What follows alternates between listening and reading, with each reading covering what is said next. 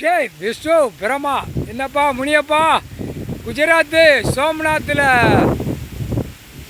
சிங்கம் கூட்டங்கள் வெளியே ஏற்றிட்ட. அப்போ சிங்க கூட்டங்கள் வெளியே ஏறினா மானிட பிறவி இறையாக போயிடுவான். அதான கணக்கு. விலங்குகளுக்கு இறையாக போயிடுவான், பறவைகளுக்கு குடல் இறையாக போயிடுவான். குடலை பறவைகள் சாப்பிடும். அப்போ சிங்கங்கள் மானிட பிறவி கறி உடம்பு மண்டை தொட்டா கிட்டையெல்லாம் சாப்பிடும். அப்படிதானே கணக்கு. ஏப்பா சிங்க கூட்டத்தை வெளியே தள்ளிட்டியாப்பா, அடைச்சி வச்சுருந்தான் வெளியே விட்டுட்ட கெட்டிக்காரன் முனியப்பா.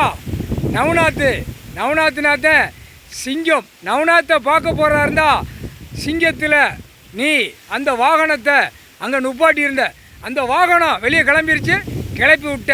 சந்தோஷம். என்னப்பா முடிச்சு பார்க்க சந்தோஷம்ப்பா முனியப்பா. வெளியே ஏற்றிட்ட சந்தோஷம். வெளியே சிங்கம் வாகனத்தை வெளியே ஏற்றிட்ட சந்தோஷம். முனியப்பன் சிறுடியிலேருந்து நவநாத்தை பார்க்க போனால் சிங்கம் சத்தம் கொடுக்கும். அந்த சிங்கத்துக்கு நீ இருந்தால் தான் அந்த சிங்க வாகனம் சத்தம் கொடுக்கும். இப்போ சிங்கத்தை வெளியே தள்ளிட்ட. ஐயா மேலே உட்காந்துருக்காரு, அவர் சிங்கமாக உட்காந்துருக்காரு. சிங்கம் விலங்குகளை வெளியே தள்ளிட்ட. அப்போ அடித்து சாப்பிடட்டும். அடித்து பூரா அநியாயப்பட்டோம், பூரா உள்ளே எழுத்து விடு போட்டோம். அந்த பவரால் விட்டுரு. பூரா மானிட பேரை சாப்பிட்ணும். குடல் பூரா பறவைகள் சாப்பிடணும். முக்கால் சத்தியம். சந்தோஷம்ப்பா.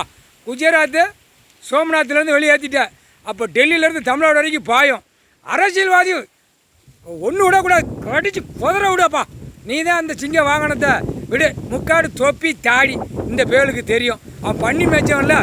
ஆஹா சிங்கத்தை வெளியே ஏற்றுதாரு, நவநாத்து முனியப்பன் வெளியே ஏற்றுதாரு.